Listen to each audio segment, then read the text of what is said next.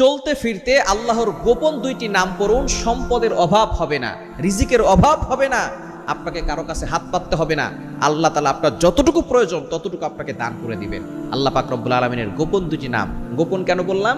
আমরা অনেকেই এই সূরাটা জানি, কিন্তু সূরার ভিতরে যে দুইটা নাম রয়েছে এই নাম আমরা অনেকেই জানি না।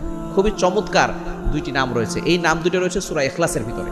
সূরা ইখলাস সবচেয়ে ছোট্ট সূরা, কিন্তু ফজিলত অনেক বেশি। সূরা ইখলাসের ফজিলত এত বেশি কেন? নবীজি সাল্লাল্লাহু আলাইহি ওয়াসাল্লাম যখন কাফেরদেরকে কালিমার দাওয়াত দেওয়া শুরু করলো, তখন কাফেররা জিজ্ঞেস করলো, ও মুহাম্মদ, আমাদের দেবতা তো অনেক, কোটি কোটি মূর্তি আমাদের রয়েছে, দেবতা রয়েছে, কিন্তু তোমার আল্লাহ কয়জন? আল্লাহ পাক রব্বুল আলামিন এই প্রশ্নের উত্তরে সূরা ইখলাস নাযিল করলেন। রব্বুল আলামিন বলেন, কুল হুয়াল্লাহু আহাদ আল্লাহুস সামাদ লাম ইয়ালিদ ওয়া লাম ইউলাদ ওয়া লাম ইয়াকুল লাহু কুফুয়ান আহাদ। নবী হে, আপনি